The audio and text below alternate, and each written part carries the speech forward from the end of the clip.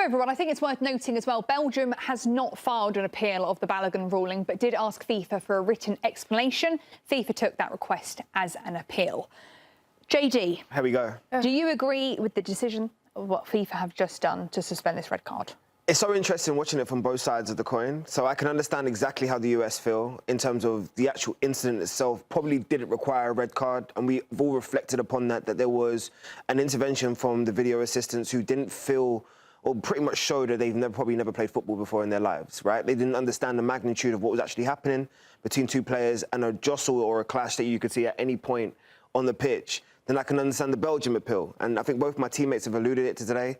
The decision in terms of to reinstate Flo Balogun is so late in terms of the decision-making, it's now created better in questions or bigger questions around the integrity now of the game. But the only problem I have with this whole situation is there's only one thing that's at fault. FIFA don't want to take accountability. If they just put a statement out which took accountability for the referee or the video assistant being incorrect, none of this would be occurring. If you put a statement out and said, you know what, we clearly, in terms of our review and our report and reading it, understood that there was a mistake made in terms of Flo Balogun and the red card. We've decided to waive his suspension. This would not even be a conversation. We would have just understood that FIFA have taken accountability for one of their officials making a bad decision, whether that's the video assistant or the actual referee on field. But nobody wants to take account for that. Nobody wants to make a public statement. So you're leaving it up to the media and everybody else to make their assumptions as to why you've reinstated this person. Now we've got head politicians getting involved and people talking about waiving situations here. And for me, the cloud is, throughout this whole competition, FIFA needs to take a step forward in understanding what accountability means and what you're doing as a governing footballing body, and take responsibility for a decision that you clearly feel was the wrong one and make a statement about that. And it would allow all the cloud, all the confusion, all of the judgment, even this conversation to become null and void because you understood as to why you've made your decision. But there's none of that. There's no accountability. So hence, we're here now having a conversation about a player that should never have been suspended, that was then suspended, and now being reinstated, and there's been no explanation for none of the above. Darian, what type of advantage do you think it gives the US? I mean, not just on the pitch, having Flo back on the pitch, but also do you think it gives them a mental advantage going into this game? I mean, it can be a disadvantage at the same time. I mean, yeah, because you're looking at everybody almost doubting where the US is now, that you're getting how people are portraying it, how people feel, as sort of a handout that Balogun is back. But JD, I think that was so well said. I truly agree with you that FIFA needs to take accountability for it because there was just so many missteps. But that's what I mean with, like, we're in such a different era with VAR and the processes that aren't set in place, and then we're constantly remaking them and then refiguring rules and then not figuring out rules. And it's a shame as well that it's around Balogun, because to me, he's such an incredible player, and this is what we're talking about. This is what's going to be haunting at the game. Whether he has a standout game or has a bad game, that's going to be the narrative that's going to track however he's going to play. So it's a shame on that front and for the U.S. in its entirety. But I think that this team has showed a lot of mental resilience, you know, being the host country, struggling before this tournament started, and then coming and just building and confidence in the way that the U.S. has played. I think that they have enough mental fortitude to overcome this and just focus on the game. All of the hoopla around it is not their problem. Rodney, if you're a player on that Belgian national team, how does that affect them? You gotta flip the switch. All of these things can become a distraction, and you don't want it to affect your locker room. You don't want it to affect what's being said within the meetings. You don't want it to affect the performance on the field. So at the end of the day, the decision has been made, and if I'm the manager or if I'm a player within the locker room, we got to go and ball. There is nothing else to it. Everything else has been done. We have to go and take care of business, and that's what Belgium should be worried about right now. Do you think it could be something that potentially brings this Belgium team together? It's one of those things where Belgium is saying it's us against the world type of situation, and they go out there and perform in a way to just hush the noise. I mean, I know you're not a big basketball fan, but I'm going to give you a reference. You know who Kevin Garnett is, right? He says, ball don't lie. At the end of the day, like, when you draw, though, everyone steps across the white line and we go and play football in 11 against 11 with the additions of the subs, none of this noise is going to matter. Like, whatever's written already by God is already going to be decided. So whether Flo Balogun goes and has a great performance, or as he goes and gets the winner today, whether Belgium absolutely wiped the floor with the US, that was already designated. This is all just a subplot to what the actual main event is. At the end of the day, it's still going to be decided on the pitch. No ball has been kicked yet, and we're sitting there confused as to whether or not a player is legitimate, should be playing or not. Like, go and decide it on the field then, because if we were sitting in the Belgium changing room right now, I'd be like, I don't care if he plays, if he doesn't play, if he plays 60 minutes, if they hook him off, You'd rather or if him they play. reinstate. You'd rather Yo, let's go. Put him on the field. Let's go and play. decide it right there and then. Play the In fact, best I would team. be like, I want him to play, so that there's no confusion as to who the better team is. Yeah. Go. We're already seeing it, though, affect football. It's only been out for 24 hours, but even yet in yesterday's game, England versus Mexico, Thomas Tuchel came out about Kwanzaa's red card after the game, saying, well, can we appeal this now? You know, it's causing a lot of confusion, and it's only been out for 24 hours. But why don't we get back to the game that we're about to see, US versus Belgium. We saw a friendly in March. Belgium beat the US 5-2. Darren, do you think it will go similar tonight? No, that was such a different tactics, different You're not worried about that? personnel. No. The vibes were not high in camp going into that match, let alone into the World Cup. It's completely different stakes, completely different personnel, completely different mentality from this U.S. side and Belgium as well. I think that they're actually struggling with confidence. Yes, they've made it to where they are, but this isn't a team that's performed that great in this tournament so far. And I think if you look at performance by performance, the U.S. has actually done a lot better and come a lot further than Belgium has. They've sort of plateaued. They faced a very different U.S. squad.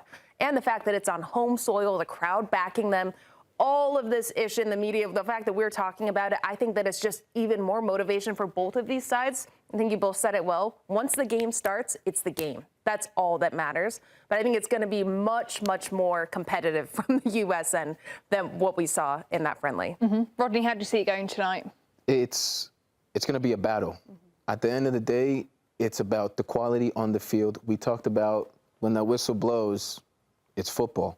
So Belgium versus U.S., Balogun's going to be on the field.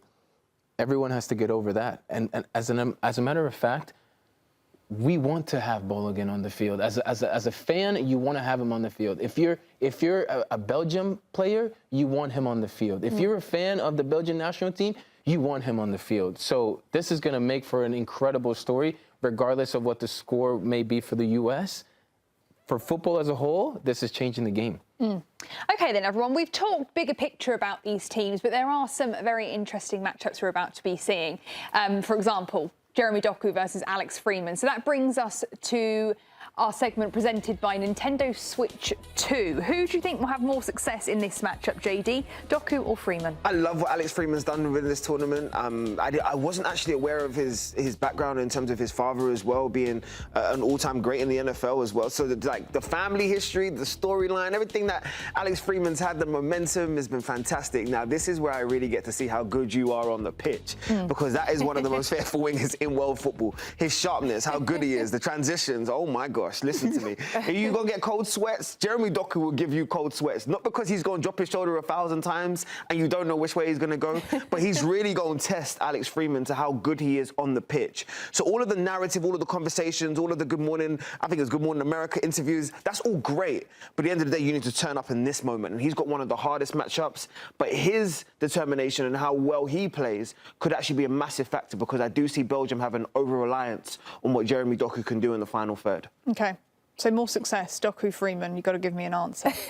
Doku. I like what you said. You're like, you don't know which way he's going. You don't know which way. Okay, but you actually do. He's going right. You know, every time he's going to go to the right, but you're still, All right, you're then. still guessing. On to our next one, then. Rodney, who will have more success, Adams or De Bruyne? Oof. Oof. Big one. That is a big one, because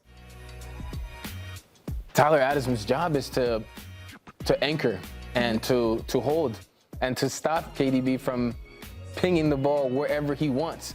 Ultimately, in my opinion, Tyler Adams gets the job done.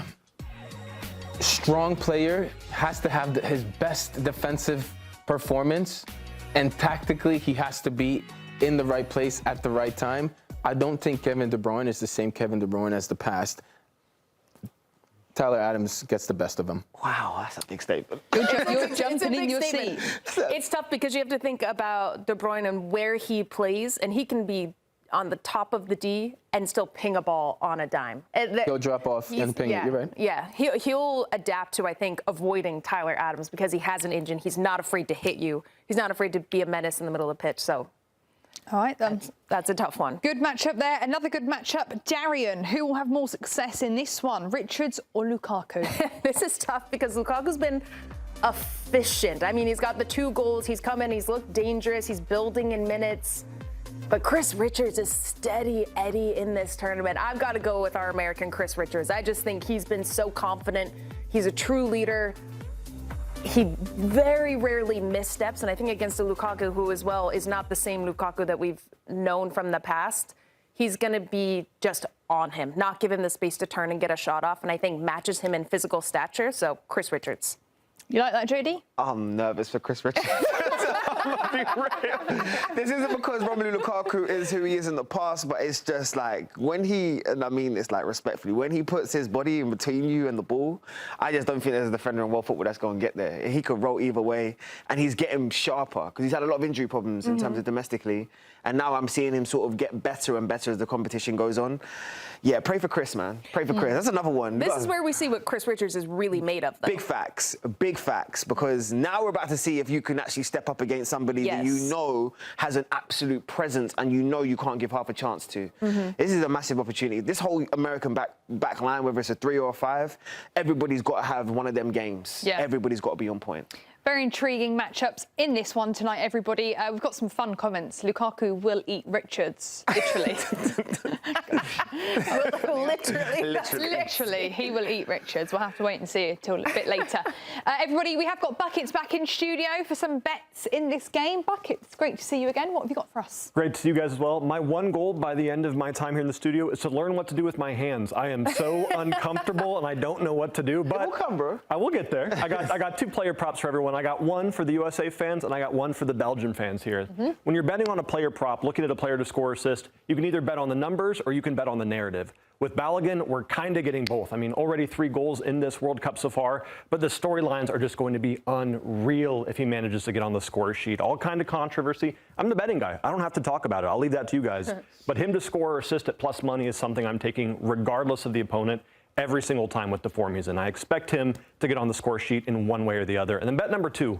We can talk about Doku, we can talk about Kevin De Bruyne, Romelu Lukaku, all these guys. Leandro Trossard has been incredible this World Cup. He has 3 goal contributions already, and even when he's not scoring or assisting, he's doing so much off the ball to create these chances. So seeing him at plus 180 to have a goal contribution to score or assist in this matchup, something he's done 3 times already this World Cup, I just think that's good value. Make sure to bet responsibly, but I'm looking at both of these guys to have a very big match tonight. Lovely. Balogun, Trossard getting a goal, JayDee? No. No. It's going to be a boring 0-0 and nobody's going to be tuned in. No, it's going to be, actually, I think it's going to be really open, really free-flowing. And it's a very, very good open bet. I like it, Buckets. I'm giving you a double thumbs up for that one. Lovely stuff, Buckets. Thank you very much. OK, then, everybody, US men's national team versus Belgium tonight. Thanks for watching this video from Morning Footy. For all news and insights regarding leagues around the world like EFL, Serie A, and all UEFA competitions, both men's and women's, don't forget to sign up for Paramount+.